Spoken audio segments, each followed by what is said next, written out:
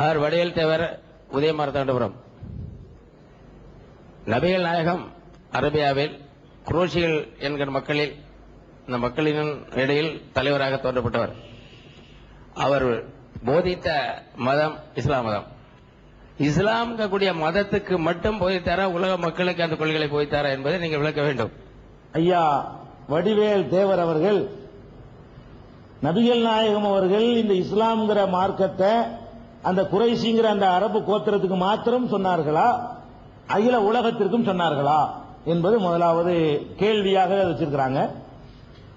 அதாவது ஒரே ஒரு கடவுள் தான் மொத்த உலகத்துக்கும் என்று அந்த கொள்கையை சொல்லும் பொழுது மொத்த உலகத்துக்கு தான் அவர் சொல்லியிருக்காருன்னு வழங்கி போச்சு. அரபியருக்கு கடவுள் அவர் சித்தரித்து இருப்பாரையானால் அவர் அரபியரை பிரித்து தனியா பார்க்க விரும்புகிறான்னு நம்ம வழங்கி கொள்ளலாம். இன்னும் சொல்ல போனா நபிகள் நாயகம் அவர்கள் அரபியர் என்பதற்காகவே தங்களை பெரிய சாதி, உயர்ந்த சாதி என்று நினைத்துக் கொண்டிருந்தார்களே, அவர்களுடைய மண்டையில் அடிக்கிறதுக்கு தான் அவங்க வந்தாங்க. அரபியன் என்பதற்காக வேண்டி அவனுக்கு வேற மொழி பேசக்கூடியவர்களை விட எந்த சிறப்பும் இல்லை அப்படின்னு சொன்னாங்க.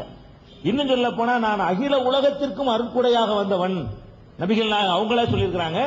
நான் அனுப்பப்பட்டிருப்பது அரபு கோத்திரத்துக்கு அல்ல, அகில உலகத்திற்கும் இந்த ஒரு கடவுள் கொள்கையை எடுத்து சொல்லணும் என்பதற்காகத்தான் நான் அனுப்பப்பட்டிருக்கிறேன்.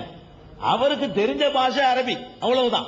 ஒருத்தருக்கு ஒரு மொழி தான் தெரியும், அதனால அவர் பேசியது அரபியில் இருக்கலாம். இப்ப நான் தமிழ்ல பேசுறேன்னா எனக்கு தெரிஞ்சது தமிழ், அதனால தமிழ்ல பேசுறேன். அந்த மாதிரி இருக்கலாமே தவிர அவருடைய போதனைகள், அறிவுரைகள் இருக்கு பாருங்க, அது அகில உலகத்துக்கும் உள்ள அறிவுரையாகத்தான் சொன்னாரு. அகில உலகமும் அந்த அறிவுரை ஏற்றுக்கொண்டிருக்குமேயானால் இன்றைக்கு நவீன காலத்தினுடைய எந்த பிரச்சனைக்கும் அதுல தீர்வு இருக்குது. அந்த பிரச்சனை என்ன பிரச்சனை கேட்டு பார்க்கலாம். அதுக்கு நபிகள் நாயகம் சொன்ன தீர்வு கூட நான் இந்த சபையில நான் சொல்வதற்கு தயாரா இருக்கேன்.